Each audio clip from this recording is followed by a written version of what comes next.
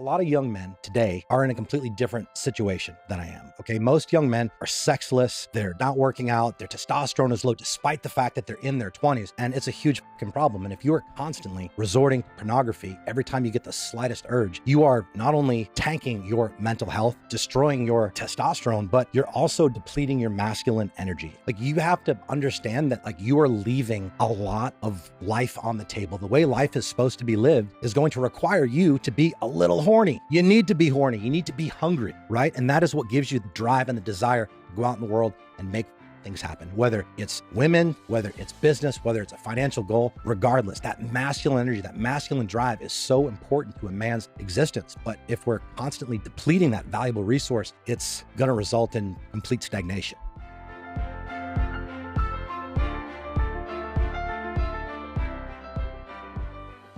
Chris, I've heard you speak about paying your staff to work out. Obviously, we know the benefits of people being fit and healthy, but as a CEO and owner, what benefit do you get by paying your employees to work out? That's a good question. So we are, in fact, a lifestyle transformation company at Nutrition Solutions. Our clients come to us to help them get in the best shape of their life with the least amount of resistance. So, what type of hypocrite would I be if my team were just a bunch of fat, weak, gelatinous, just like normal people who are not on the same path that our clients are utilizing us for? So the concept of paying my team to work out originated from when I was in the military. I was in the military for 5 years, and I was very fortunate to be part of a elite community that prioritized physical fitness. Every morning, Monday through Friday, when we get to work, we had an hour and a half to work out. We would go check in, then we'd go to the gym, and then we'd start our work day.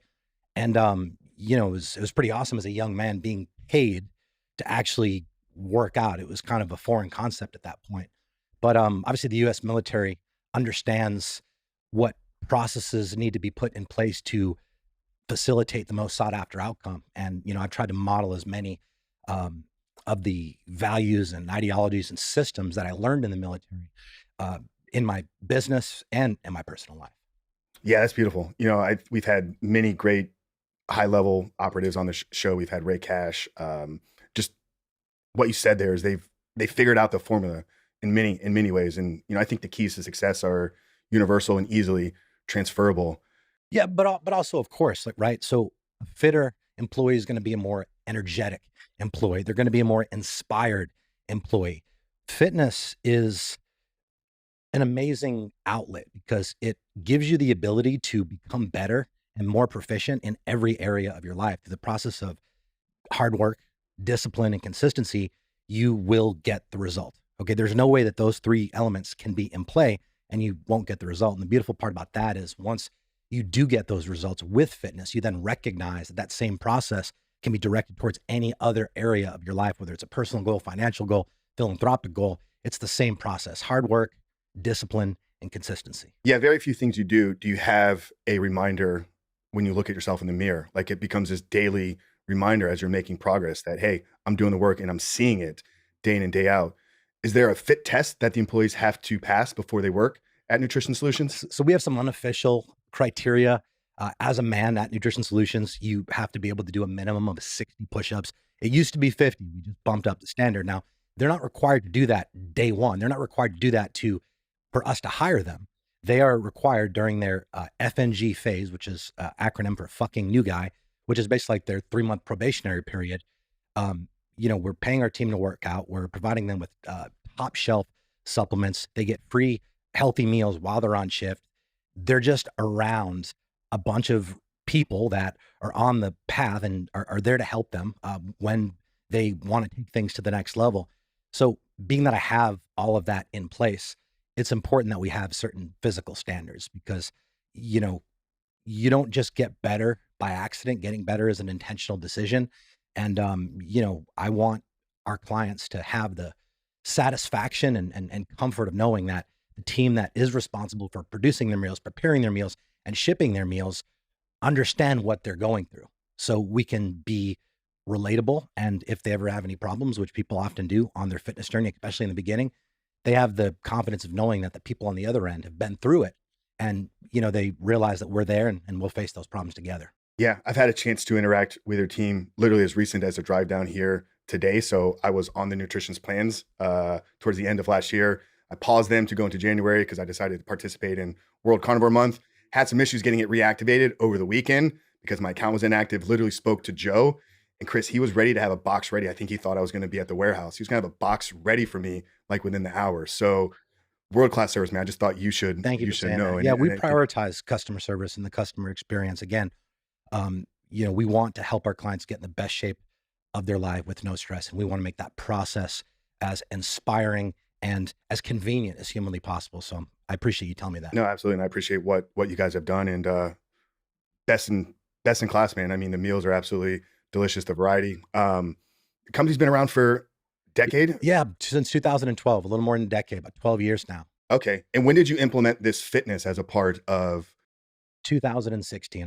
2015 was the worst year of my adult life. I went through a character building year, and after that uh, was concluded, I realized there's a lot of changes that I needed to make, and it started with me.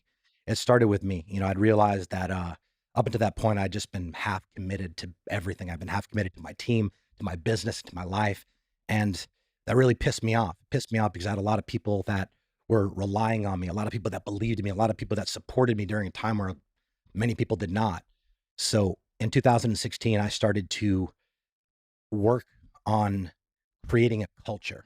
And part of creating a culture and establishing a cultural identity, um, specifically with our company, was bringing the team together and paying them to basically suffer together. Because I learned in the military that the more you suffer with a group of people, the closer that brings you.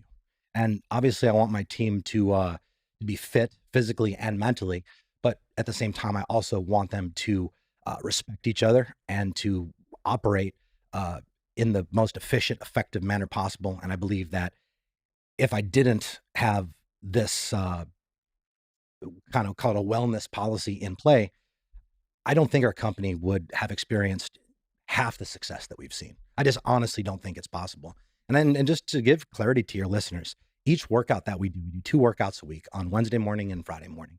It costs me about $1,200 per workout. Yeah, but it's an investment.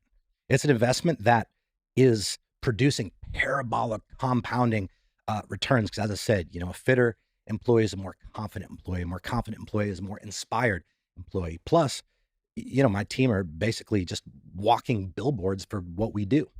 Yes, you're spending over 6 figures a year to pay your team to work out. Wow. Are you open to sharing kind of what you went through in 2015? You mentioned it was a very transformative year for you and kind of opened your eyes up. So, what happened and how did that kind of change you? Because I remember even been in Tampa for a while. I'm born and raised here, and I think I looked at you even back then as somebody that was modeling or at least was showcasing some level of success. So, what happened back then, and how did that kind of wake you up? Properly answer that question, we'll have to go back to 1983, which is the year that I was born. So my mother had me at 16. She was a drug addict. Father took off before I was even born.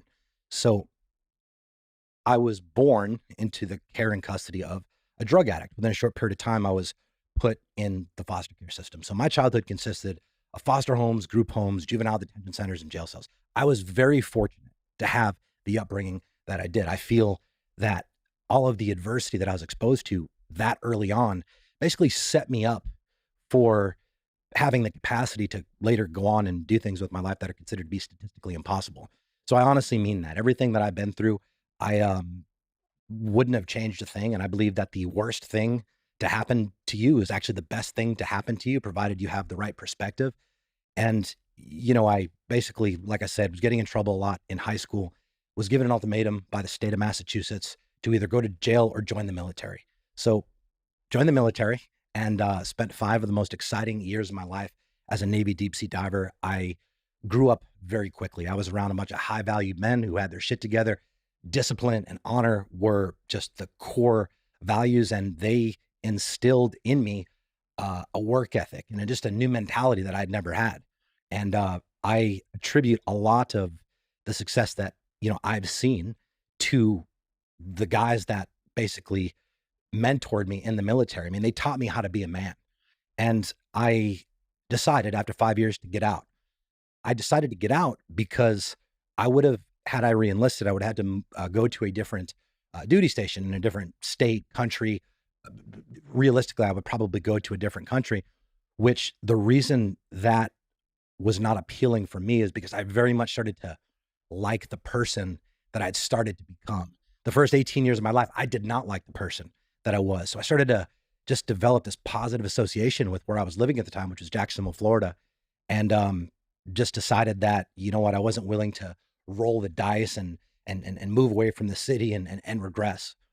I failed to recognize that the reason that I liked the person I was starting to become, and the reason that I was proud of myself, and the reason that I had so many good things going for me during that time was because of the military. The military gave me the structure to basically be the best version of myself, to be the fittest, most capable, most competent version of myself. And just as a young man, I just didn't have that awareness. We all know that, you know, we're like the sum of the 5 people we spend the most time with and what have you. And during that time, I was around a bunch of fucking hitters, man. These guys were squared away and they showed me the path forward. They had a lot of experience and I was the youngest guy in the command from the time that I checked in to the time that I checked out. And the growth that I experienced during that time was astronomical. Decided to get out and regressed very, very quickly, man. I mean, I lost all the structure. You know, I basically on a Tuesday, I went from being, you know, knowing where to be, when to be there, what uniform to be wearing, what the mission was. Here I am on a Wednesday now. I have none of that, and I just regressed very, very quickly. Ended up working in a strip club and just kind of speeding up the, you know, this part of my life.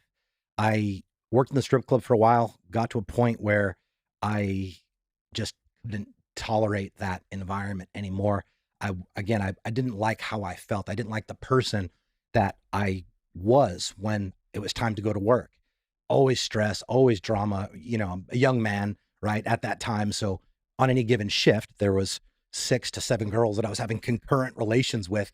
And there's a lot of drama, right? A lot of drama at that point in my life. I loved it, but it was just stressful. It was very, very stressful. And I basically just made the informed decision to quit and become a drug dealer. I sold anabolic steroids for about 8 years, lived a very fast life. That's all I did. I didn't have a regular job. I sold steroids and I lived a very fast life. Made a lot of money, but I was spending it faster than it was coming in, partying all the time. I just had no self-awareness back then. I didn't recognize that this lifestyle that I was trying to project and this way that I was trying to portray myself was, you know, I was trying to look like I was doing a lot better than I actually was because I thought that would make me feel better. But actually, it made me feel worse. It made me feel worse because when I was home alone with my own thoughts, I felt like a fraud. I felt like a fraud. I felt ashamed. And, you know, I recognized that I needed to make some fucking changes. Inevitably, I decided to go to somebody who was a mentor to me at that point. It was somebody that I knew that I had access to, probably the only successful person that I had access to at that point in my life. And I basically put my cards on the table and I told them that I was ashamed. I was embarrassed of this lie that I was living. My whole life was literally a lie. And I started to just get really obsessed with the thought of what my life would look like if I didn't make any changes. And just to kind of give you some context, there was a group of guys that I hung out with, other drug dealers, and people started to get caught up. They started to get their doors kicked in. They started to get sent to prison. Some didn't get sent to prison. Some instead opted to set their friends up in order to not get in trouble.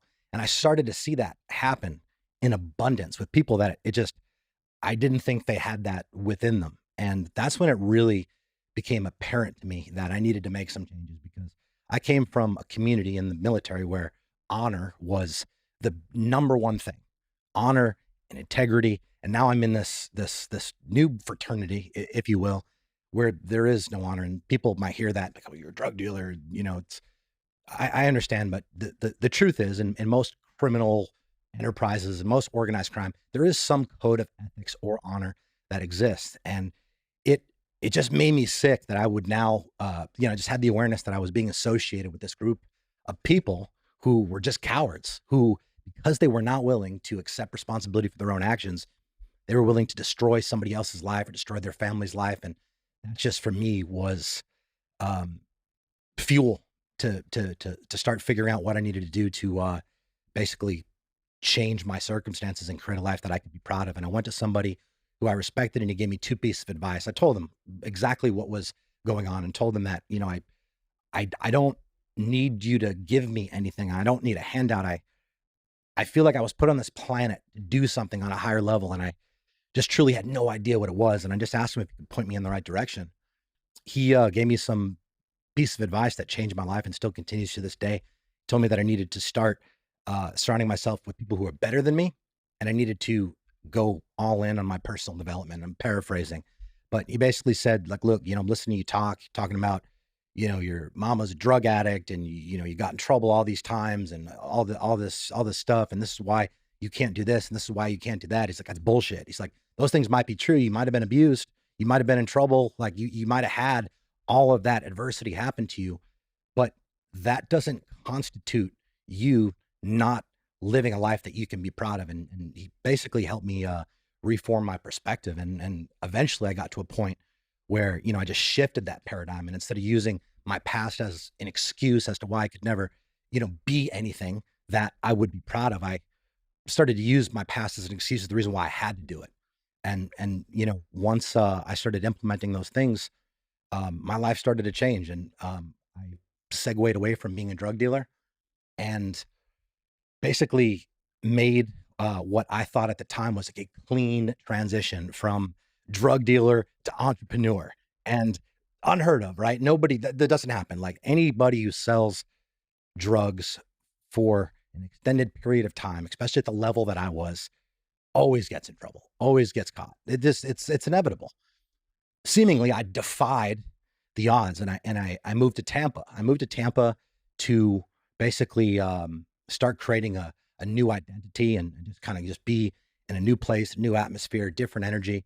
When I started my business, back in Jacksonville, I had a lot of people, there's a lot of doubt, a lot of skepticism, of course, because of the reputation that I had, which I completely understood.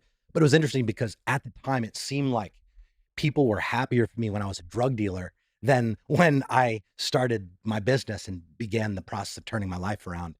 But after about 3 years of walking away, I walked away. It had been about 3 years um, since I was in that life.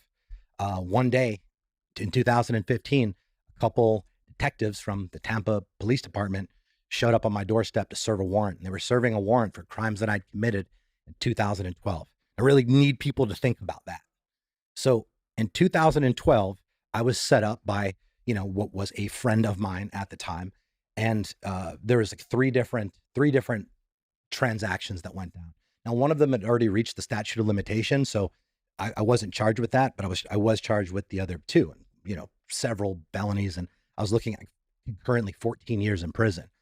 I thought though, when I left that life, that I was done, that I was good, that I, I mean, now I have my business, I have a team, and granted, we weren't doing great then. I don't think we had even cleared $1 million a year at that point, where we're an 8-figure company now, to give you some context around the growth that we've seen. But, I was certainly not going to bed every night with the anxiety that my door was going to kick in like I used to have when I was selling drugs. Yeah, man, they came and took me in, and they wanted me to cooperate. I respectfully declined. I basically told them, like, look, who I am today is a result of me taking personal responsibility for my past. So I had a very positive association with personal responsibility. And, they tried to remind me of how much I had to lose, and painted a very compelling picture as to why it would be in my best interest to cooperate and to help them. I don't want to cut you. Is that No, why they came to you at this time though? Because you had broken out of that life and now you're beginning to succeed here, and we can maybe leverage this guy to get some of these people that maybe we can't get a handle on yet? Get back to the show in a second, guys, but real quick, I want to tell you about today's sponsor, Magnesium Breakthrough by Biooptimizers.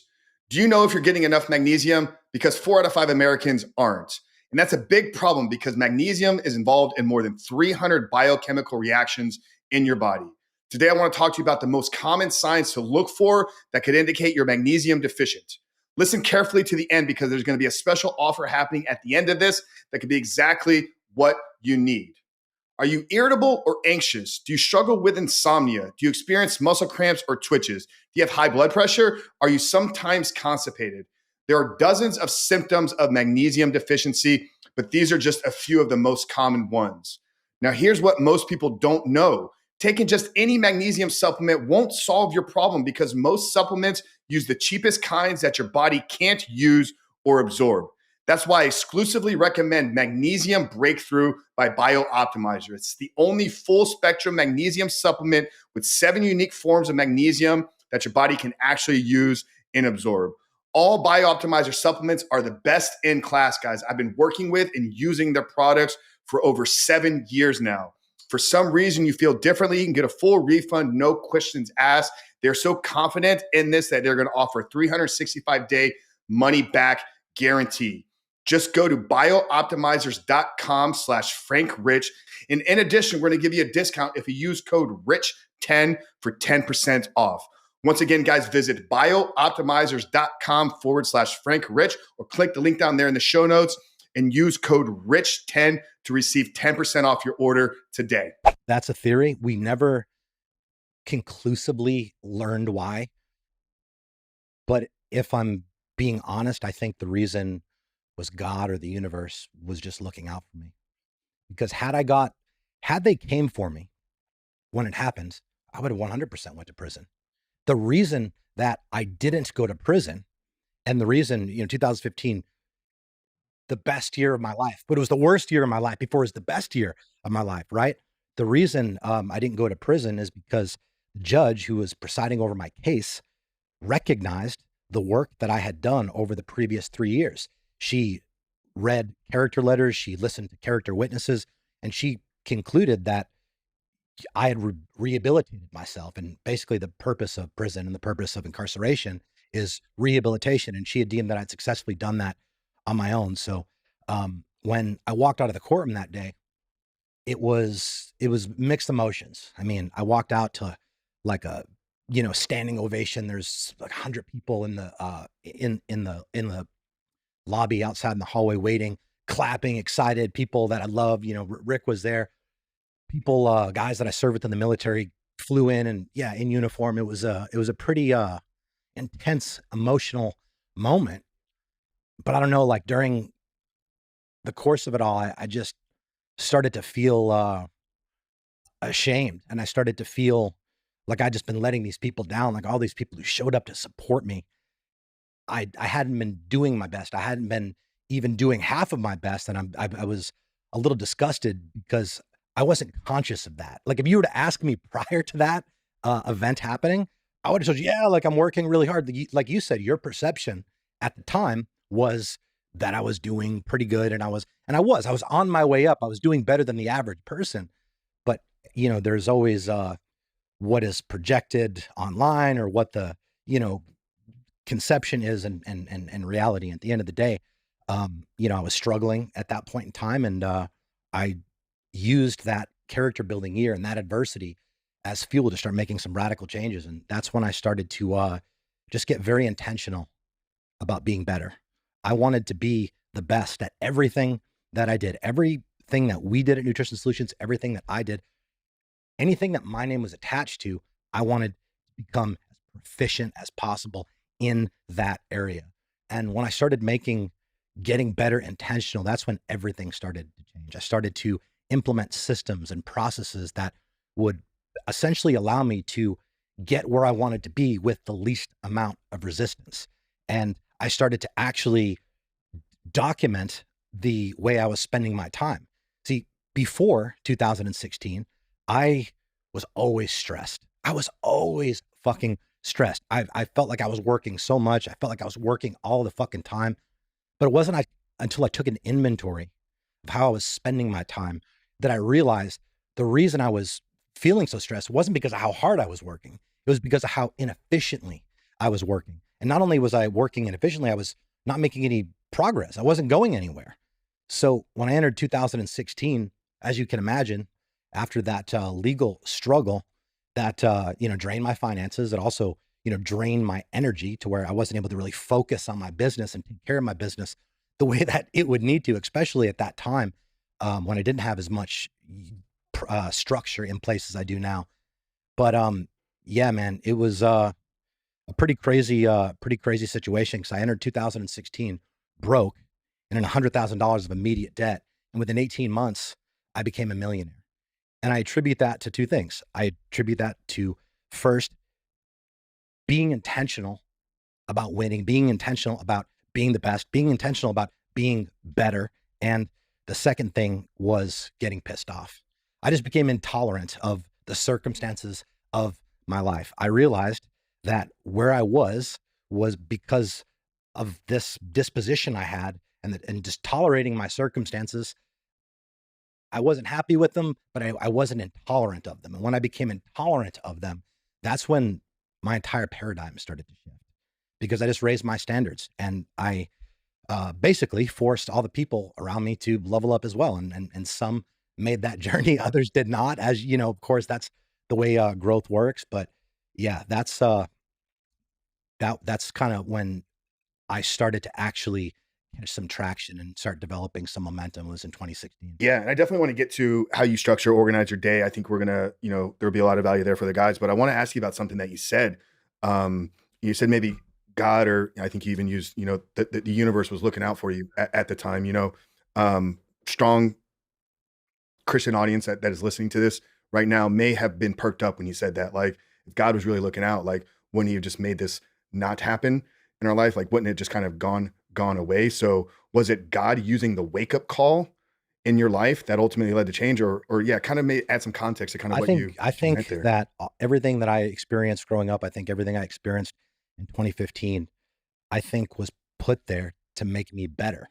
And I honestly believe that some of the abuse that I was subjected, I was just being real. I was subjected to some pretty horrible scenarios and circumstances as a kid, physically, mentally, and the most humiliating, psychologically damaging form of abuse for a man sexually.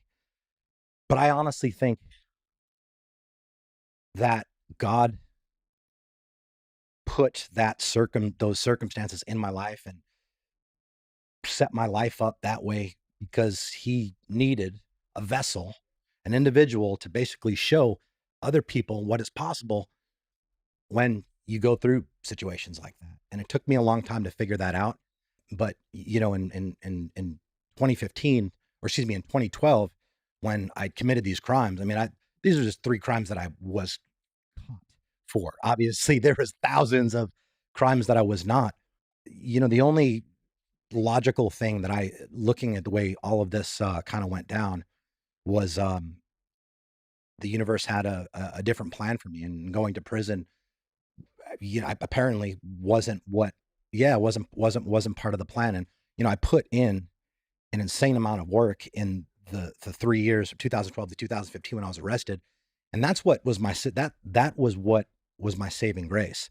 I wasn't just working on my business, working on developing my team. I was working on my character. And that was the most important thing. Working to just be a better person, working to be somebody that people looked at and respected and admired. And I just had to get very intentional because that wasn't my natural state.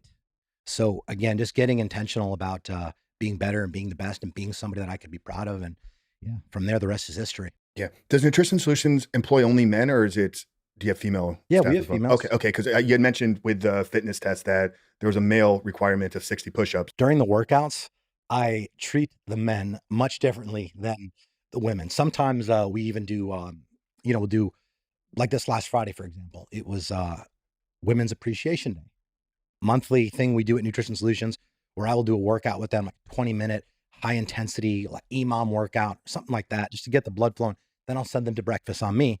And then I put the boys through hell. Yeah, I think I saw one of those videos with the sledgehammer and the abs. We were just fucking around with that. And I said, with the workout was already done, I was like, hey guys, I have an idea for a video that I'm pretty sure will go viral. Who wants to help me? And they did, and it was a good time. Yeah, we were joking about it with Rick before you walked downstairs that first thing I did is I went to the comments. I'm like, what are people saying about this? And you had the reaction like, what was the point of this? And you're like, for fitness, for team building, and for social media. And it was like, yep, he knew it was gonna work. Core strength, team cohesion, and content. I mean, obviously, Chris, you're running a huge company, man. Eight figures. You could easily spend your entire day focused on your development and the growth of nutrition solutions. But when I hear you speak and I watch your content, there's this clear passion for helping young men. I think you refer to them as kings. Is a part of that due to the lack of father in your life? And I think you've grasped onto mentors in your life as well. So yeah, why the big passion to help young men? I just think that I have an ethical and moral responsibility to share the action steps that I've taken to effectively bridge the gap between where I was and where I am right now. Most people that come from the circumstances that I do, they do not figure it out. They don't figure it out. They don't ever amount to anything. And I've figured out a system and developed a system and created a system even that has just allowed me to consistently achieve the results that I want in my life. So like, yeah, like I think, masculinity in 2024, there's an agenda against it. And I think that there's a lot of circumstances that are working to suppress masculine desire and just the willingness to want to be a masculine man. And I think that that's extremely detrimental because masculine energy is what has allowed every conqueror in the history of time to actually conquer. Masculine energy is really, really important. And I think, there's just not enough role models out there. I'm not saying that I'm a role model, but there's not enough people out there that are showing the path forward. And I realized that after I went through, what I did and I learned some things and I was like, well, if I could share some of these lessons with people and hopefully prevent them from making some of the same mistakes that I did, well, fuck, not only does it help them out, but that's going to make me feel really good. So I would honestly say, if I had to give a short answer to that, I think the vested interest that I've taken in helping young men evolve really comes down to selfishness. It makes me feel good. It honestly makes me feel good when I get messages from guys who tell me something that I said, something that I did, a podcast they listened to, a piece of content had a just profound impact on their life, and they share what measurable results and measurable progress. And that just, that's everything, man. That gives me fulfillment at the absolute highest level. And it makes me proud of myself. And most of what I do is engineered towards me being proud. I 100% resonate with that. And, when I get asked why I do Rebuild Recovery, why I started helping men with pornography addiction, it was because the impact I saw in my life, getting on the other side of it, shared a story on a podcast back in July of 2019, and it grew into, what we're doing today. I could be doing many different things, marketing, fitness, really strong background in sales and leadership development as well. But that word fulfillment, man, when I see the guy that's gone through our program, or he gets on 16 weeks, or I hear from his wife, or I see how he interacts with his kids, or the messages, the videos, the emails, there's nothing more fulfilling that I've ever done in my life. And I think we need more of that. And I would say you are a role model, and I think at a pretty large scale here as well. Do you want to talk about porn at all? And I do. I was going to transition there with you right now, because it's something you've spoken openly about. So probably again a little differently than how you do. I don't think it's that different. I think our views on it are pretty aligned. Well, I think we both agree that it's bad. I try to stay out of the moral conversation with it. I in fact actually think that does more harm to men, specifically Christian men, when you try to shame them. I agree. But I do hear from a lot of Christians, but I try to stay out of the moral argument. So yeah, what are your views, and why did you feel the need to start talking about it? Again, as part of my journey, my personal development journey, at one point I used to watch porn. I would never say that I was addicted to it because I've never had an issue getting females, but I liked it.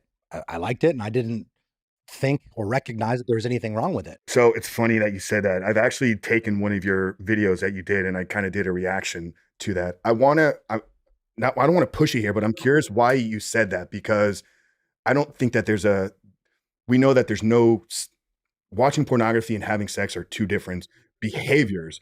I've spoken with hundreds, if not thousands of men that Even watching porn and masturbating, not watching porn, are two different things. Yeah. So why the, I wouldn't say I was addicted because I had no problem having females, because I actually think that keeps a lot of men stuck in it as well.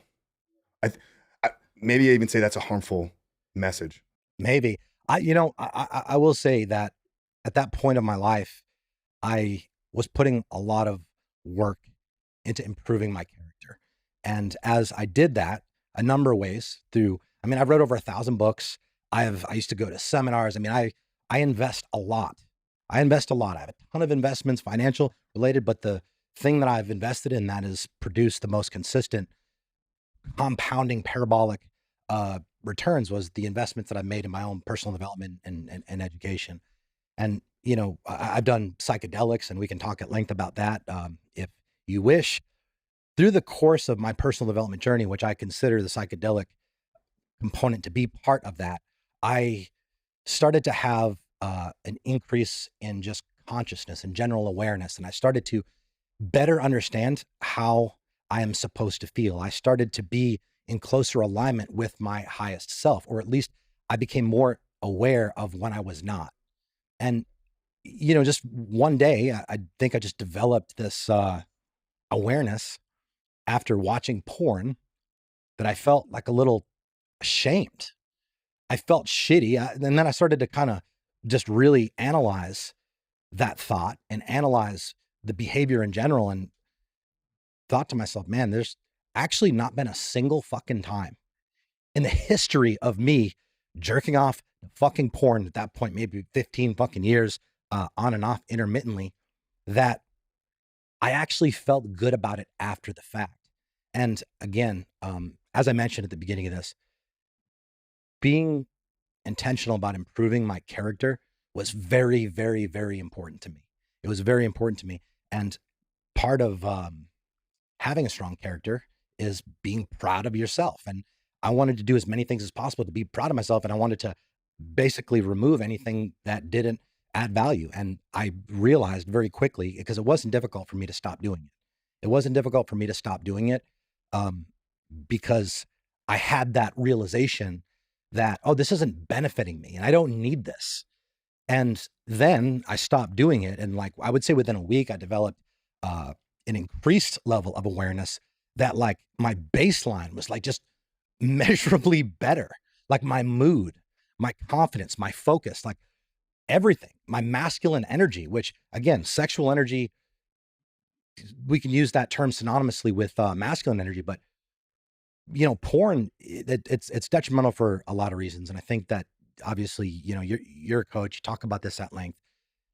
I think probably the worst part about, porn for men is the fact that it's going to fuel an instant gratification mindset. Because if you want to excel in life, you have to be okay doing things that you don't want to do when you do not feel like doing them. That is what discipline is. And at the end of the day, if you are not even disciplined enough to keep your own hand off your own dick, then that tells me that you're going to have a hard time in every other area of life as well. Was this decision in your life after that 2015, 2016 transitional year where you really went all in on the development of Chris? It sure was. Yeah. I've said this before. For me, our journeys are very similar. I don't think I've had the lows that you've had, but I've had some of those experiences, and I haven't reached the level of success financially, business wise, but I think I've succeeded in many other things. But been a personal development junkie for 20 years, right? I awakened the giant back when I was 18 years old, searching for things. Had this emptiness inside of me. Got into fitness, changed my life, bodybuilding, through my 20s and into my early 30s. I had a very similar kind of wake up call in 2019 when I looked myself in the mirror, was trying to create, self-development, fitness style content, and it wasn't really registering. And I'm like, Frank, you're a fraud. You're helping people. You say you're helping them become the best version of yourself, yet when you're done with this, you're spending your nights consuming porn and masturbating every single day. And it was that realization for me, plus having gone down a little bit of a rabbit hole with the science, Your Brain on Porn, Gary Wilson, great book. So I started to understand the real impact, but I didn't have a really difficult time as well. And what I say is it took me 20 years to quit porn in one day because I developed discipline in many areas of my life. I developed self-regulation tools. I was meditating. I was journaling already back then. I just never thought that I could apply those things to remove this problem in my life. And I think what I've tried to do in our work, at least, is take a hyper-focused personal development, growth-centric approach to addiction recovery. Complete opposite of what AA does, right? You got to wake up every day and call yourself an addict. You got to, get through this thing one day at a time. It's like, no, we can become this new person if we raise our standards in our life, if we develop better habits, if we set a clear aim and vision for our life that brings us fulfillment and reward. So we don't need pleasure. Some guys that come in have never read a personal development book. Their journey is going to be a little bit longer. Yet we get some guys that are, like I mentioned, we work with a lot of high achieving individuals. They've just never taken that type of focus because it's been moral issues or shame, or you got to count these days. Well, when you're counting days that you've gone without porn, you're holding on to the identity of something that you're struggling with. So I think a lot of the things that you're speaking to are what we integrate into our work. And it's been kind of my experience as well. When you shift the perspective of how you look at this problem in your life, you're using it as a tool to release stress or deal with anxiety. Well, build some tools in your life. And I think we can kind of shift now maybe to some of your. Well, just on that note, as an extension of that, when I started to recognize that, jerking off to porn wasn't something that was in alignment with the person that I wanted to become, then after a week started to feel a difference in my baseline for the better. And then I started to come across research on it. And then that's when it all made sense. And it made sense because the thing about porn and how harmful it is for men's mental health is all of the research is out there. All of the literature is out there. And this is a very triggering topic. People they feel like, if you're speaking out against porn or just kind of educating as to why porn is to your detriment, people are so quick to defend it in the comments. It's actually kind of embarrassing when every time I've done a video about around porn, and then I've said some things that might be a little extreme, right? Just to get the message to resonate at a deeper level. It's just alarming to me how many men are just passionately defending the fact that they jerk off staring at their fucking cell phone screen multiple times a day. It's crazy to me. And I understand that people perhaps aren't aware that there is a lot of research and more research is coming out every month on it because it's a real thing now. It's a real thing that men are struggling with from an addiction standpoint. I think that if you're willing to just have the humility to look at the argument that kind of goes against what you want to think naturally, I think that's when real growth is going to take place. And not jerking off to porn, I think, is the easiest thing you can do as a man to move your life forward. It is so simple. But if you can't even do that, I'm not really sure that you'll be able to do anything noteworthy. This is what I said to Bradley when I was on his podcast, because we were kind of having this back and forth. He was pushing back on it. Brad's, comes from a different generation. I don't think he really had a handle on it. He doesn't speak to men like you and I do. And he was having a hard time even grasping it. And, I told him, if there's a guy listening to this right now that's kind of speaking some of these defense terms, like he's kind of, pushing back on this. Well, ask yourself, why are you aggressively pushing back so hard? And then here's a challenge for you. Go 30 days without it, because it's going to reveal one of two things to you. Kind of what you said. You either can't do it, which I think a red flag should go up in your life. If you can't go 30 days without staring at a screen and playing with yourself, right? That should signal some type of red flag. If you do succeed in it though, what will happen is what you're speaking to as well, is you'll raise a consciousness. You'll become more aware. You'll become more focused. You'll become more present in the relationships in your life. So you're either going to get clear that I do have a problem and maybe let me address this, or you're going to prove to yourself that it isn't something that you need. And actually my life is a whole lot better without it. True. Right? Yeah, I completely agreed. Yeah. How have you noticed it's improved maybe relationships. This is something that I didn't really understand, is how disconnected and unpresent I was with people in my life, both men and women. One of the quickest things I experienced was just the ability to sit in a room with somebody and feel engaged and intimate and connected with them. How has that changed for you, and what other positive I benefits mean, have I you noticed? think just across the board, there was just measurable improvements. And of course, the way I was in relationships changed as well. Because when, well, first of all, I think there's a huge distinction between people like me who have sexual access and other people who, when they're looking at pornography, they're looking at women that they realistically could never be in that situation with. And I think that that's psychologically, I think that's damaging. I think that adds an element of psychological trauma to the already complex equation. And if you are playing with yourself, pleasuring yourself to that, when you go and try to have a real relationship or an intimate relationship, I mean, it's it's not going to happen the way that it should. It's not going to happen the way that your biological process has evolved to happen. And we are just basically disrupting what is correct and what is neurologically how we were evolved. And I mean, look, man, I don't, when I talk about this, and I'm being a little kinder and gentler about it than how I normally do because of what you do. But again, like if you can't even keep your own hand off of your own dick, you're not a fucking man to begin with. No, I don't want to feel like I'm holding you back at all, man. I invited you here because, I value what you do, right? Maybe because I think you reach a segment of the male audience that perhaps maybe I can't, just based on, kind of some of the packaging of the ways that we do things. I never want to have anything that's going to harm anybody, but To expand on that a little bit, my situation wasn't, I didn't have porn addiction.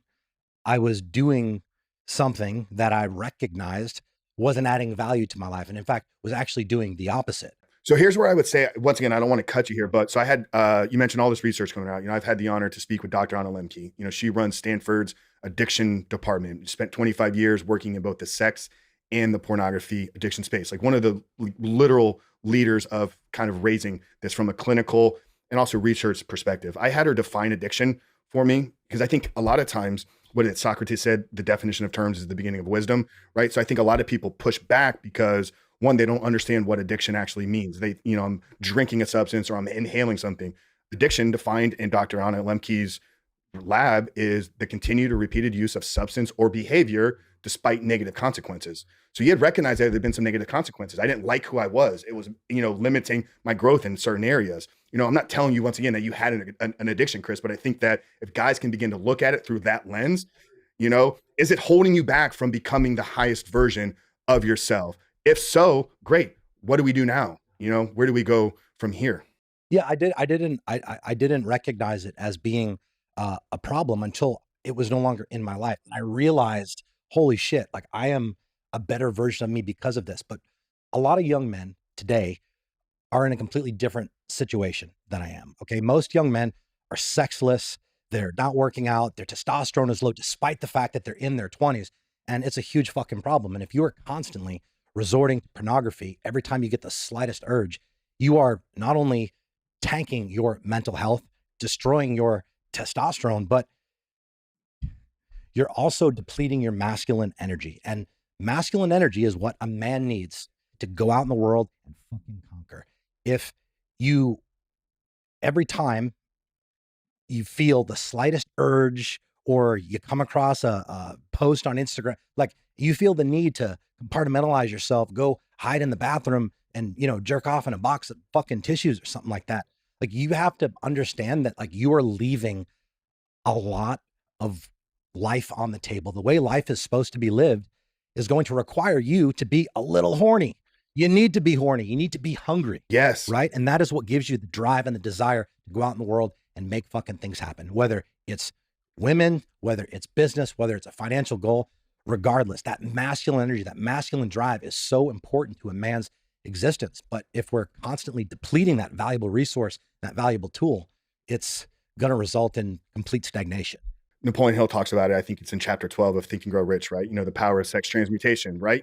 I'd read that book probably half a dozen times before that chapter even hit me. And it was much like you getting on the other side of this, actually removing it from my life, showed some of these things, revealed some of these things. Hey, you're not pursuing these things as hard as you possibly can because you're hijacking your pleasure reward center over here with a lot of this. So, well, really quickly, one of the things that I like to do when I talk about this is just offer up what I believe to be a simple solution.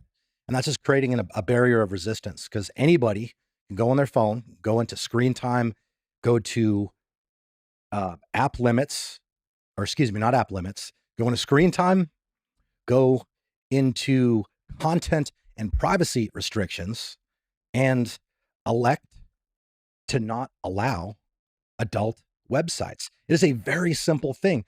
As you can see, I don't know if you probably can't see that, but that small barrier of resistance when you're trying to make a positive change will serve as a reminder, because I'm not saying that you're going to do that and then you're never going to jerk off to porn again.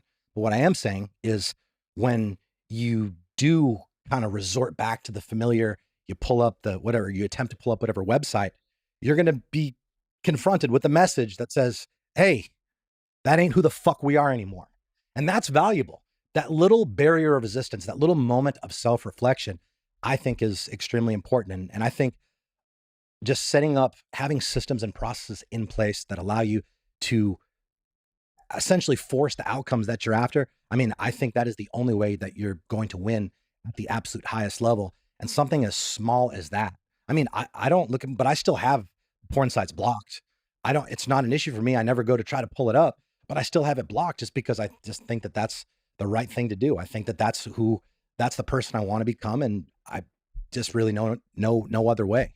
It could be a great first step. And like you said, that barrier and boundary. And then if you're taking the approach that you and I are talking about here, where it's not about the quitting of this behavior, it's about becoming the absolute best version of yourself. So in that process, you're raising your self-awareness. Okay. When you go to pull that up and it sigs that, you get that block, okay, put it down and ask yourself some questions. Why am I trying to run to this right now? What is it that I'm running from? Or what am I trying to run to? And how could I solve those problems in other areas of my life? Like, this is kind of me stepping in as coach here, right? But I think that's a great first step, but you got to use that as a tool. But once again, get back into your own personal growth and development, which is going to be the ultimate pathway to live the life where it's not even something you think about. Yeah, agreed.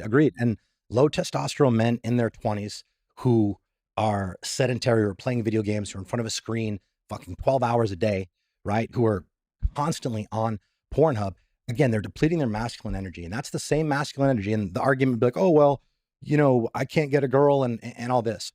Well, the reason you can't get a girl is because you're depleting your own masculine energy, the masculine energy that's required for you to go to the gym, to work hard, to get as strong and fit as possible in that process, become more confident so you can then approach that girl. And maybe you're a little nervous, but the combination of the confidence that you've built in the gym and the fact that you're horny because you're not constantly jerking off to Pornhub will allow you to step up and have that conversation. It's an extremely important part of a young man's character development, the ability to talk to women.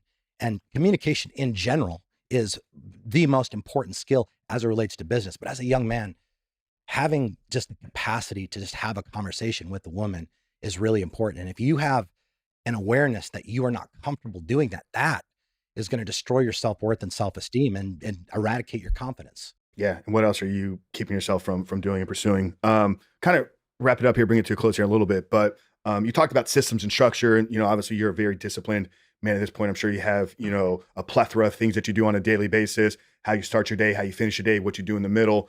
Obviously, if a guy's trying to change his health and fitness, get on the nutrition solutions meals, get in the gym, what are some quick steps that you advise young guys to begin to build that masculine energy up? Like, is it a series of daily habits? Talk to just kind of the guy out there now. It's like, Chris, okay, I get what you're saying now. Now I want to make some changes. Yeah, absolutely. The first thing you need to do is you need to start eating better. And the way you're going to go about doing that is you're going to first remove all of the shit out of your refrigerator and out of your household, all the food that made you fat, all the food that got you off the path. Let's get that out of the house, because if it's not available, we will not eat it. And you don't need to use nutrition solutions to get in shape. But what you do need is to go into every day prepared. You need to have meals prepared in advance. I do not believe that it is possible to get as fit and healthy as one is capable of without meal prepping. It's just not possible. Life is too complex. It's too busy. We got a million things going on. Most people, what they do is they go into a day and they just wait till they get really hungry to eat, or they, they'll minimally eat during the day. And then at night they consume 2,000 fucking calories because they haven't ate enough during the day. You have to, again, if you're trying to improve your fitness and trying to improve your body, which, look, as a man, that's an important one for us. How we feel about our body, how we feel about the condition of our body when it is naked is directly correlated to our self-esteem and our confidence. Did you know that 1 in 3 American men can't see their own dick? Say that again? 1 in 3 American men cannot even see their own dick. Because their gut's too big. Correct. It's actual clinical term, okay, called buried penis syndrome. For every 30 pounds of excess body fat you have, you basically lose an inch of visible So it's penis. not that the gut is too big, it's that below the gut, the pelvic area begins to grow and fatten and get thicker. It's a combination of the two. Yes, it's a combination of that. Your view is obstructed, but as your gut is distending, your body is almost swallowing your penis. Yeah, buried penis syndrome. The National Institute of Health actually came up with that term, and they're an accredited agency. But again, what do you think that's doing for a guy's confidence? What do you think that's doing for self-esteem? If you can't see your own dick, then chances are you probably don't have confidence in any other area of your life as well. Men were put on this planet to be strong, to be protectors, to be providers, and to be the people that are called upon when there's a problem that needs to be solved. And if you are not physically fit, it's going to be very difficult for you to fulfill your obligations and duties as a man. And people hear me say that, and they say, whoa, I don't want to look like you. It's like, well, first of all, you can't look like me. But I completely understand that. I'm not saying you need to look like me. I'm not saying you need to train at the same level that I do. I'm not saying any of these things. I'm saying that you should be able to walk up a flight of stairs without feeling like you're going to fucking die. You should be able to get out of bed in the morning without a bunch of pains and aches. And, you should be able to bend over to tie your shoes without it being a fucking event. And sadly, we are facing an obesity epidemic in this country. And that's a huge problem for a lot of men. Other than the fact that if you're not proud of your body, you're not going to fucking feel good about yourself, period. But the bigger point here is the fact that if you are amongst the 1 in 3 men who can't see their own dick, if you are in fact obese, you're going to die a hell of a lot younger than you otherwise would have. Think about it. When is the last time you saw a really fat elderly person? You've never seen it. Nobody who's listening to this has ever seen it, not one time, because it doesn't happen. But this is the part of the fat shaming discussion that is often left unsaid. Let people do what they want. People can be fat and beautiful. No, you cannot. Unless they've Webster's redefined what beauty actually means. You cannot be fat and be beautiful. Can you be beautiful on the inside? Sure. But at the end of the day, human beings are we're very judgmental creatures. Biologically, we have evolved to just formulate opinions and formulate thoughts on things that we see based off our life experience. So what that translates to is the fact that you are constantly being judged by your physical appearance. Yeah. Well, especially as a man. Yeah. Our attraction is not, I don't think it's Webster. It's not defined out of a book. I mean, this is wired into us. This is why symmetry has a massive role in attraction. This is why the male waist to hip ratio. This is the same thing with women as well, right? So shoulder to waist, hip to waist with females. So yeah, it's biologically ingrained into us. And there's been a massive plethora of these obese social media influencers that have passed away in the last couple of months. I mean, it's showing itself right there to us, that your life is on a shorter time span. A much shorter time span. And the other thing that they say is fat and happy. If you heard that, right? People say, oh, I'm fat and happy. No, you're not.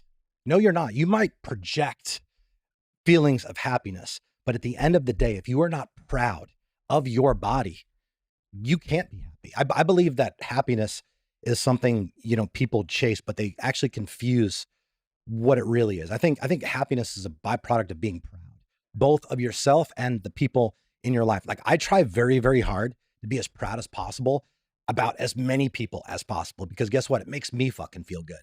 It makes me fucking feel good.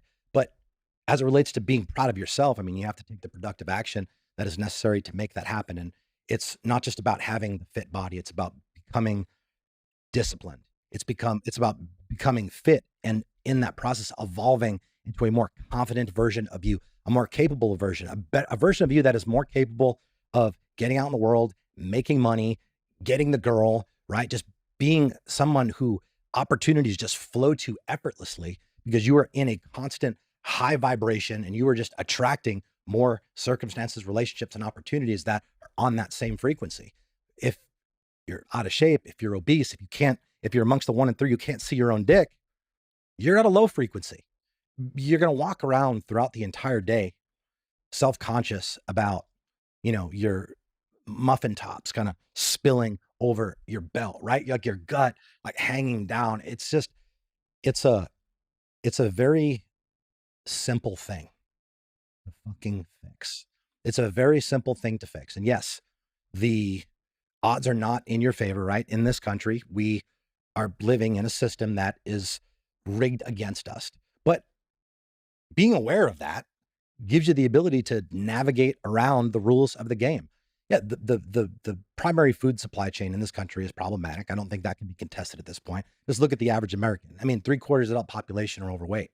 So if you want to have things be different, you have to do things different. And honestly, I believe that putting quality food in your body is the purest form of self-respect.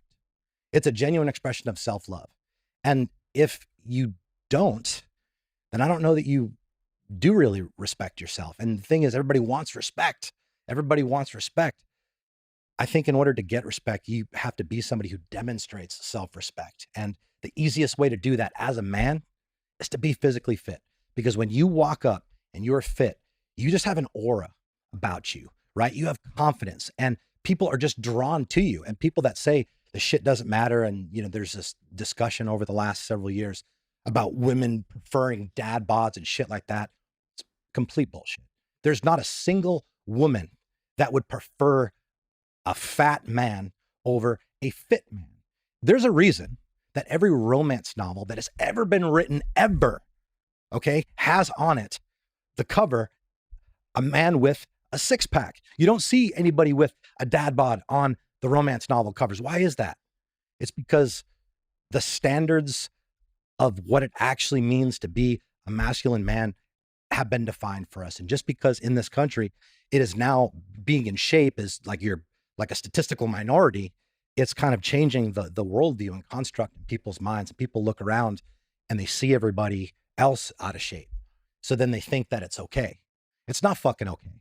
And when I'm saying out of shape, I mean a combination of things, right? I mean a combination of just not being physically and mentally fit.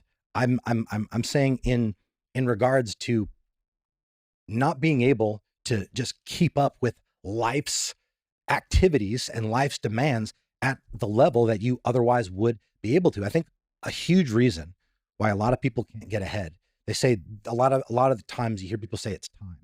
I don't have a lot of time. I have this, I have that. And I don't think it's actually that. I think a lot of people just don't have the energy. I don't think they have the energy to go work out. I don't think they have the energy to go for a run. I don't think they have the energy to, do these hard things that are going to objectively improve their life across the board in a measurable way. And the easiest way to do that is to start fueling yourself with nutrition that is going to reward you with the currency of life, which is more energy. You put good food in your body, and then all of a sudden your body starts to become more capable of what it is when you're putting the shit fuel in it. But as we've talked about, the food in this country is a huge problem. I mean, the standard American diet consists of highly processed foods that are full of chemicals and seed oils and mental health disrupting neurotoxins.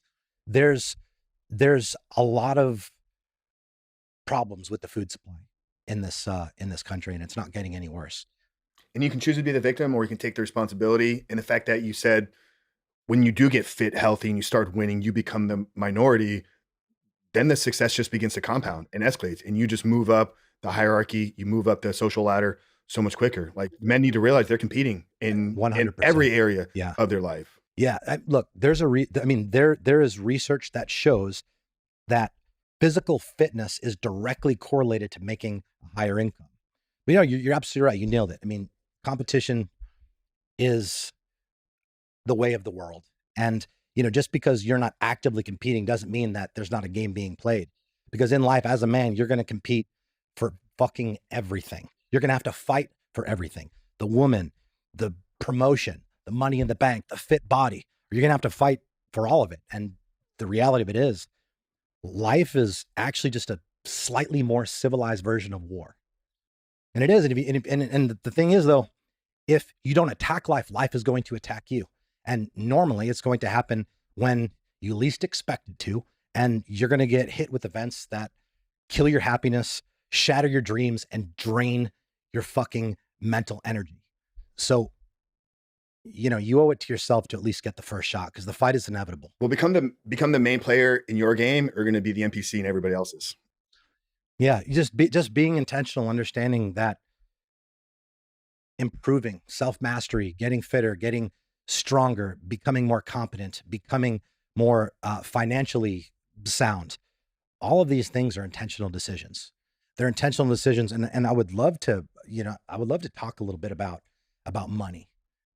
Because I know that was one of the things that I wrote here, that you sent me, as far as what, you guys talk about on here. And I think money isn't. We spent a lot more time on porn than I thought we were originally going to, but it's great. I'm glad you went there with me. But because I think money is important. I don't think I don't think enough people are talking about it. Money is too important of a thing for it to be an uncomfortable conversation for people. And most people don't talk about money because their financial literacy is low and their money is insufficient.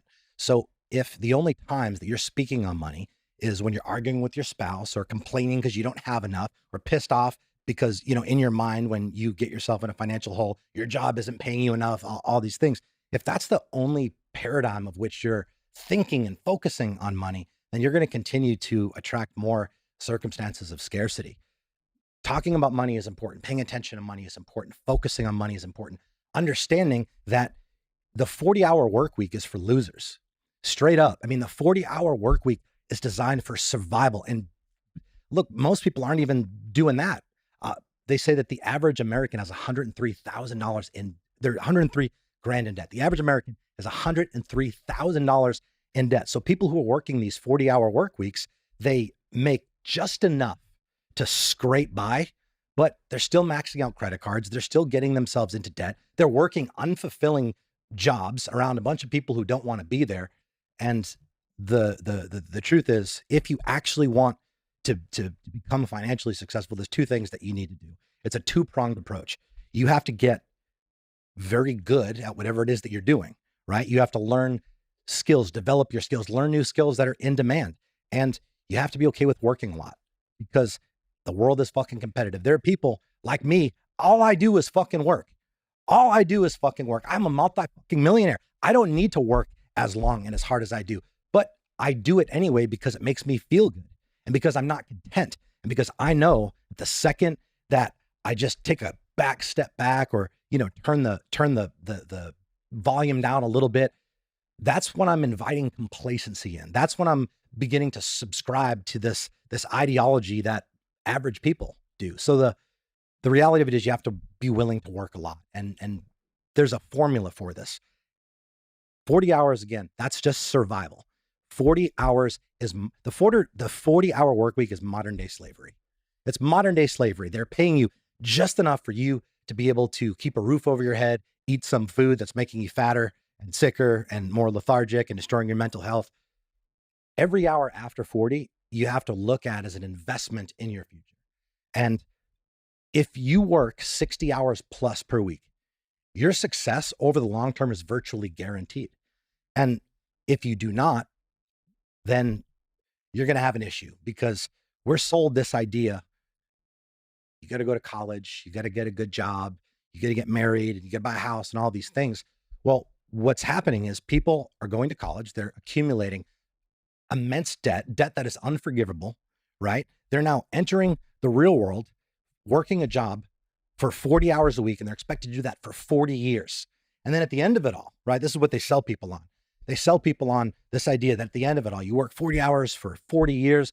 At the end of it, you have retirement and you have this pension. And really what that is that's them paying you 40% of what you couldn't even live on in the fucking first place. And people aren't conscious of that. So the reality of it is, if you want to make a lot of money, you have to get very good at what you do. You have to be intentional about improving your skill set, and you have to become a problem solver. Problem solvers are value adders. If you are not an entrepreneur, you get to develop an entrepreneur mindset. And what that really translates to is just taking ownership, taking responsibility, treating the business, treating your workplace as if, you were the one that's paying for the toilet paper, the pens, and the stationery and things like that. And the second thing I mentioned, it's a two-pronged approach as it relates to establishing financial freedom, is you have to invest.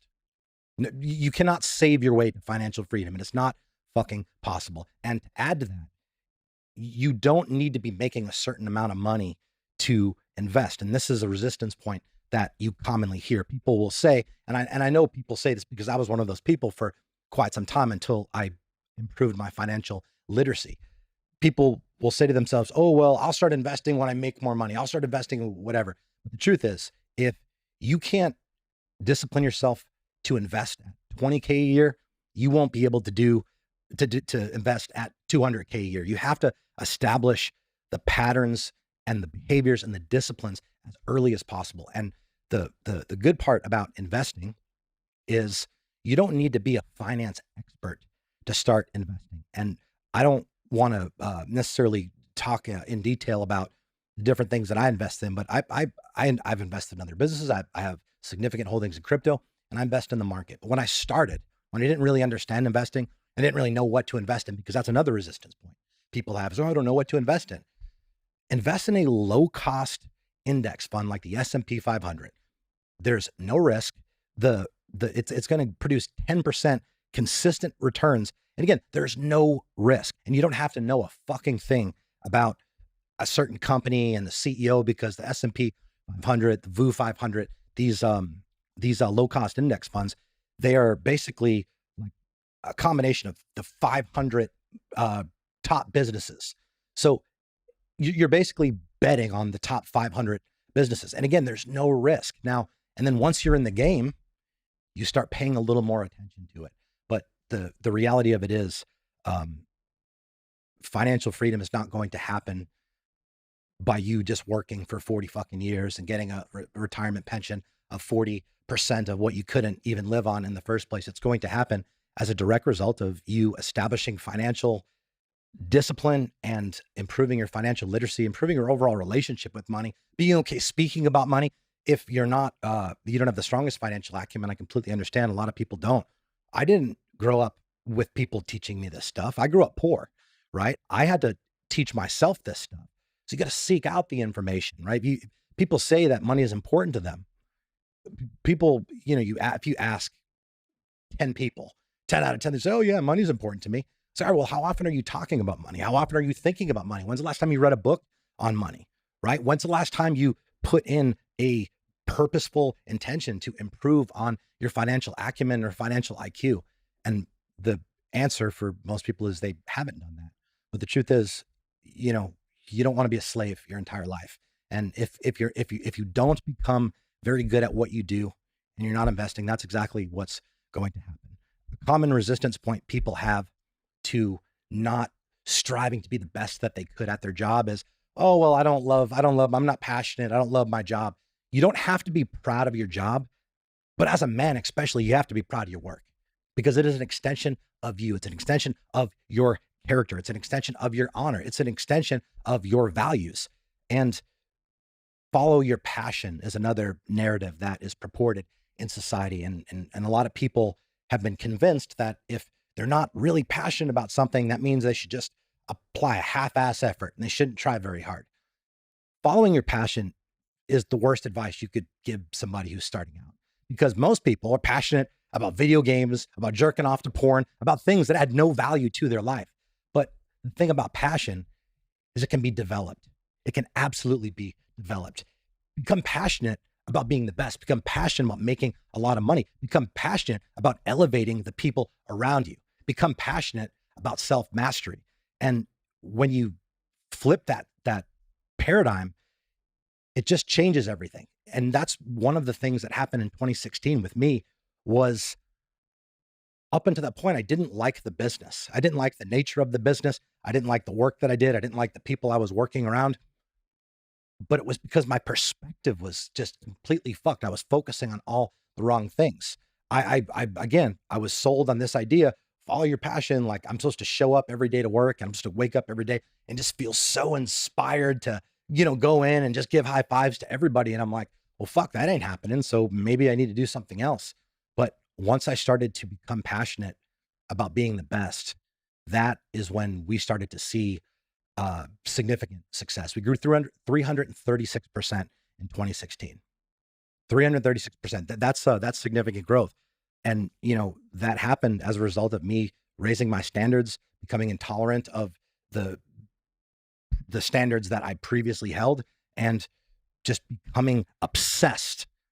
So obsessed and so disciplined to the point where other people thought I was psycho. I didn't give a fuck, to making sure that our company and our team was the best out there. Yeah. And you created an environment and culture. So maybe, to the guys out there, entrepreneurship, business ownership is not going to be for everybody. There's going to be a small segment that is, on that journey.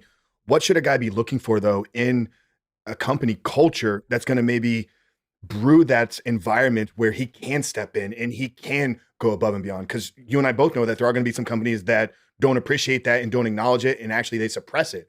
So what are some of the traits, maybe that you've done within Nutrition Solutions, or just open, that a guy can look for and saying, hey, this is a company that's actually going to value me if I go the extra mile? I think as a young man, if you are unsure of what your path is going to be in life, I think the best thing that you can do is work a manual labor job where the work is really hard, the hours are shit, and it is just a grueling, mentally taxing job, because those are the jobs that build character. And when you're young, and they also pay very well, by the way. And when you're young, you have basically unlimited energy. So it's an opportunity for you to develop your character, to develop work ethic, and to stack money. I'm not saying you need to do that for the rest of your life, but you can start making some good money if you're willing to work hard. Most people aren't willing to work hard, which is why most people don't make money, period, let alone in their early 20s. So I think you could do something like that. But you absolutely know that there are not many companies out there that prioritize culture. I mean, corporate America is modern day slavery. It is literally modern day slavery. You look at what slavery was back when it was legal. I don't think people realize that slavery wasn't, the slave owners didn't have the slaves chained up in the barn or whatever, right? They gave them room. They gave them board, and the slaves gave them their labor, right? And now in a more civilized world, in modern times, we have these corporations that, again, they expect you to be there 40 hours a week doing unfulfilling work around a bunch of people who do not want to fucking be there. So you're in this low vibrational space, and you're not able to get ahead financially. So you're stressed out. You're stressed out about that. After work, you're, jerking off to porn or ordering pizza or chasing whatever little dopamine rush to try to, I guess, mask the fact that you were discontent with your own existence, getting high every night. Like the truth is, a corporate environment is your path. I think it's very important that you just develop an iron mindset, because again, being aware of certain things will allow you to kind of navigate around some of the more detrimental parts. But as a general rule, I think that people should avoid corporate jobs at all cost, absolutely at all cost. It's, there's precisely zero people that that are really pumped up to go work for a large corporation every day. Zero. And that in and of itself, I think, suggests something. Yeah, I love that advice. Get out there and the manual physical labor. I think of the things I did between 19 and 20, kind of realizing college wasn't for me. I just got out there in the sun and just worked, and it built that character that, you know, has played a massive role in the things that we've done. But And if you can, I mean, again, this really comes down to people being resourceful. Like social media has opened up a lot of new opportunity and possibilities that weren't available a decade ago, 2 decades ago. So you have the ability to connect with people who are high level entrepreneurs, high performers. And if you can figure out a way to get in with them and go work for them, even if it's for free, that is immensely valuable because you will learn from people who are already established, who are already making things happen in the world, who already have things that you want and hold values that you aspire to hold.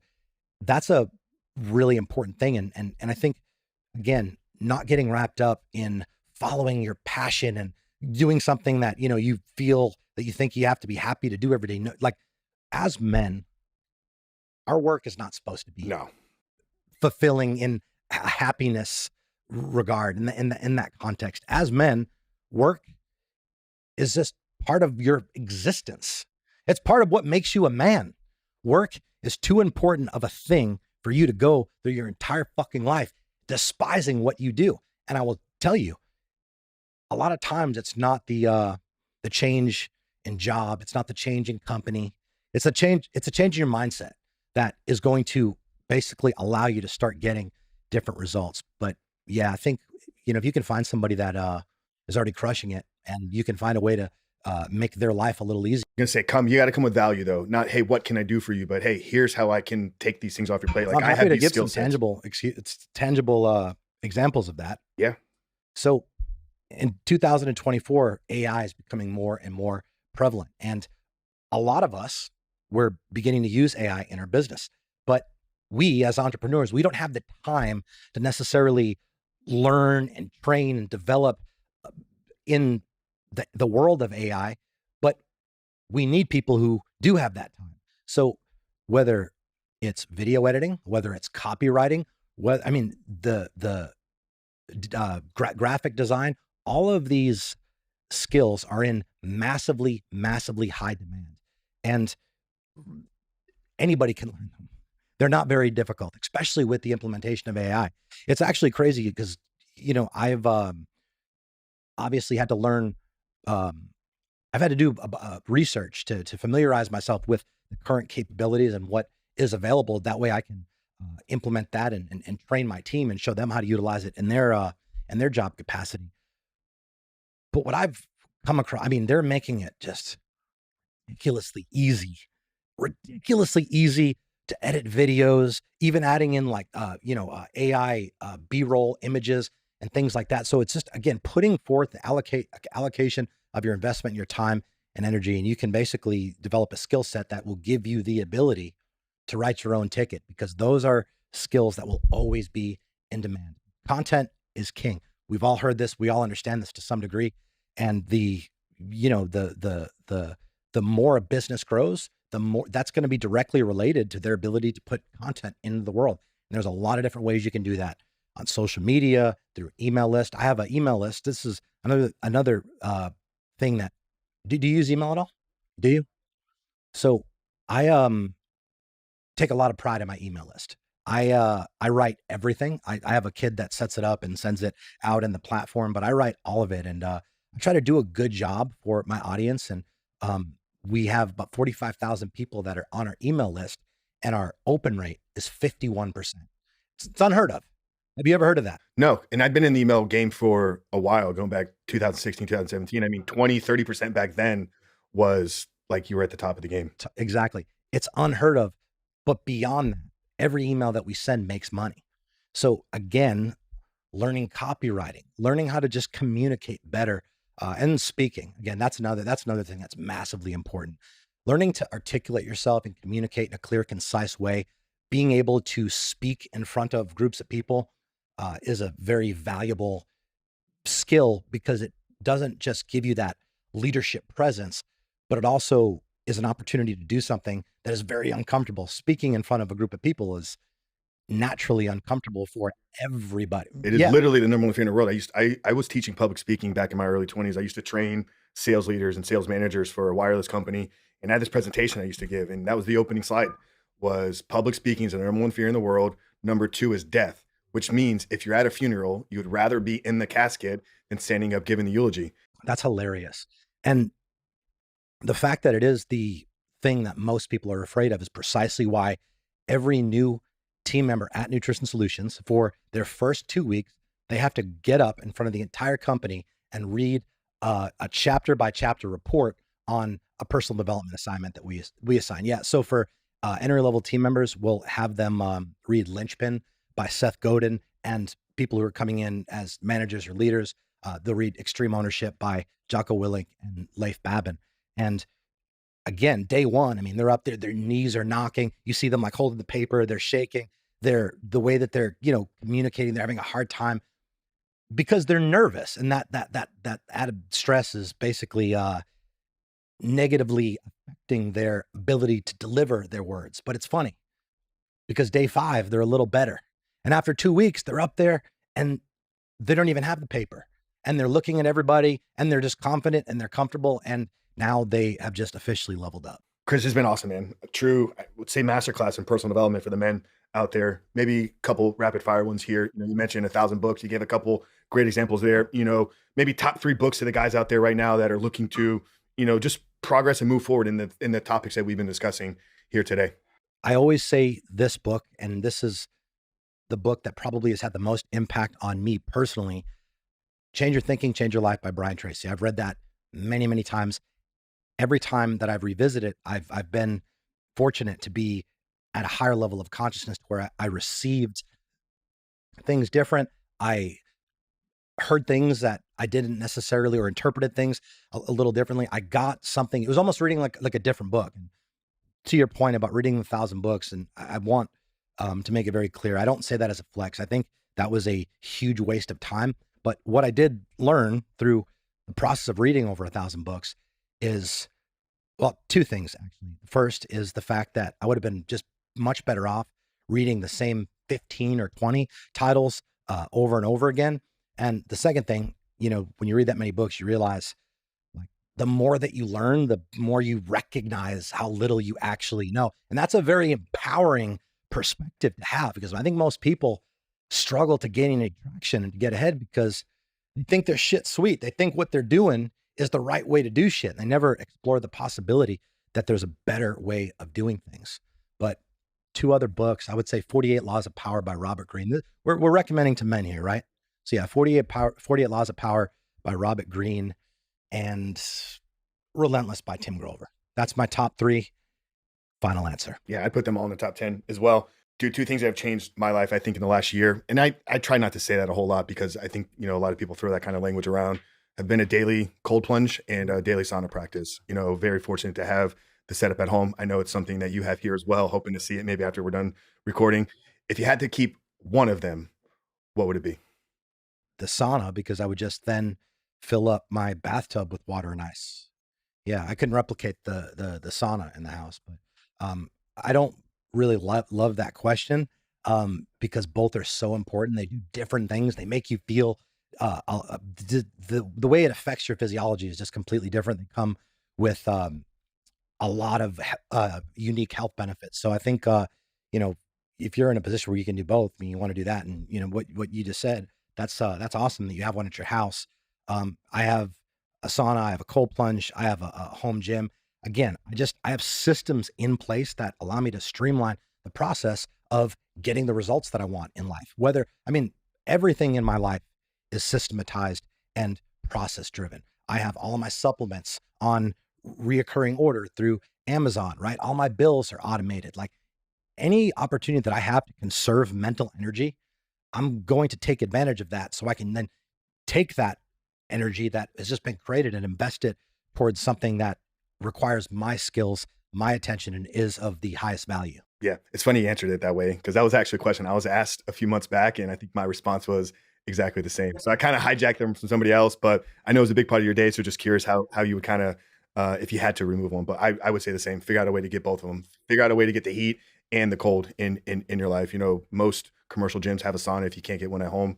In worst case scenario, you could always take a cold shower as well. Yeah. My cold plunge is in my backyard.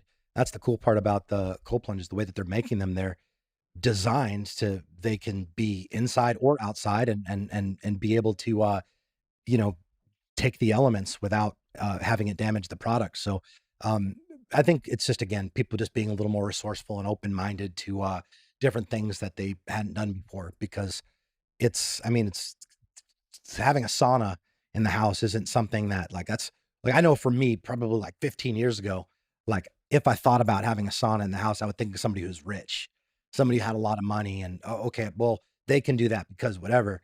But having a sauna, having a cold plunge, these are not expenses. These are investments. And they pay They're back exponentially. exponentially quickly, Yep. quickly. And the sauna that I have, I think was about $8,000. It's a barrel sauna. It's fucking sweet. It looks sick back there. It cranks to about 220 degrees. Yeah, $8,000. I mean, like, that's not a lot of money for me. I realize $8,000 is a lot of money for people. But if you think of it in terms of, okay, how much are you going to be using it? If you're going to be using it 5 days a week, which you should, it's going to pay itself off in a couple of months. And then everything on top of that is just gravy. But they have these theme ones now, or these tent ones that you can get on Amazon for a few $100. Obviously, it's not going to replicate the same effect, but great place to start. That was where I started, in the tent sauna for literally the first 2 years. $140, I think, on Amazon. It got to 140. Was it giving me all the benefits? Probably not, but it moved me in a direction. But because it pays itself back, then you begin to increase earning capacity, and then you go make the bigger investment, just like you would in anything in your life. Yeah, So if you're cold plunging and you're doing saunas, you're going to have more energy. You're going to be more healthy. You're going to be in a better mood. And all of those things are going to help you have more confidence. It's going to give you just a more empowering perspective to attack the rest of life. So it is just that. It's an investment. It's one that pays itself off immensely and does so in a very short period of time. incredible. Guys, we'll get all of Chris's socials, his Instagram, definitely worth a follow. We'll have the link to Nutrition Solutions. Highly recommend checking out the meals. Even if you just test it for a week, I was on them for months. Excited to be turning them back on this week. I think literally Joe said they're going to be in my house tomorrow, which is incredible how quick you guys turn that around. Email list. How can the guys get subscribed to the email list? Yeah, thank you for asking about that, because I probably would have not brought that up.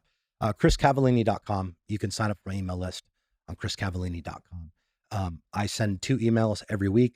I do not send spam. I'm not trying to sell you anything. I'm giving value. And I like writing. Again, as I said at the beginning of this, being the best at everything I do is important, and improving my best and making my best better is equally important. And, the way that I'm able to do that as it relates to copywriting is through repetition. So we send out 2 emails a week, and yeah, I mean, I think there's a lot of value there. Evidenced by the fact that our open rate is, It's incredible. 51%. Yeah, I know very few. I have a lot of friends that are very successful email marketers, and I can't think of any of them that are at a 51% open rate. So Yeah. kudos And hats off. for meals, like, again, like, you don't need Nutrition Solutions to get in shape. You don't even need another company like ours. But if you're not getting the results that you would like to get, you need to do something differently than what you're doing now. And normally, that could be as simple as just removing all the junk from your home, as we mentioned, and meal prepping. Because if you have clean food in your refrigerator, you will in fact eat clean food.